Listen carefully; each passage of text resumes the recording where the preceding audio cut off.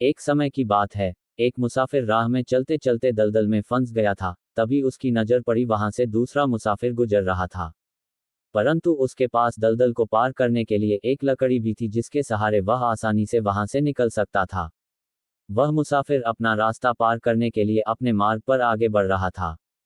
तभी उसने आवाज सुनी, उसे कोई सहायता के लिए कोई जोर जोर से पुकार रहा था। उससे मुसाफिर को दलदल में फंसे इस हालत में देखकर बहुत ही दुख हुआ। उसने बिना कुछ सोचे समझे अपनी लकड़ी और दलदल में फंसे हुए मुसाफिर को दे दी ताकि वह उसकी सहायता से दलदल से बाहर निकल पाए और खुद को बचा पाए। लेकिन वह ये भूल रहा था, वह खुद भी दलदल में फंस गया है। अपनी लकड़ी उसे दे देने की वजह से पहला मुसाफिर दलदल से लकड़ी के सहारे निकल गया और अपनी मंजिल की ओर चल पड़ा।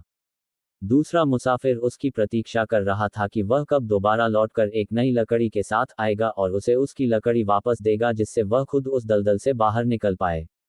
समय बीतता जा रहा था और वह दलदल में और अंदर धंसता जा रहा था, लेकिन वह पहला मुसाफिर उसे उसकी लकड़ी लौटाने ही नहीं आ रहा था। बहुत समय इंतजार करने के बाद उसने निर्णय लिया कि अब वह अपनी लकड़ी वापस मांगेगा, क्योंकि यदि उसने ऐसा नहीं किया तो अब वह खुद ही उसमें फंस जाएगा। जब उसने स्वयं को उसने दलदल से बाहर निकालने के लिए अपनी लकड़ी वापस मांगी तो उसने देने से इनकार कर दिया और कहा, इतने समय से तो यह लकड़ी मेरे पास थी, तब तो तुम्हें कोई परेशानी नहीं हुई, तो अचानक तुम इसे मुझसे वापस क्यों मांग रहे हो? मैं तुम्हें अब वापस नहीं दूंगा। यदि मैंने तुम्हें ये दे दिया तो फिर मैं इस दलदल में से पार कैसे हुआ करूंगा?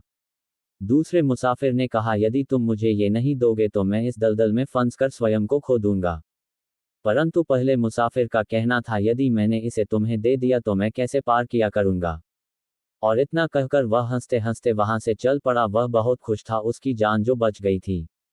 दूसरा मुसाफिर समझ नहीं पा रहा था, मैंने उसे लकड़ी उसकी जान बचाने के लिए दी थी और वह मुझे ही दलदल में छोड़कर यहां से हंसते हुए चला गया। क्या यही इंसानियत का फल होता है?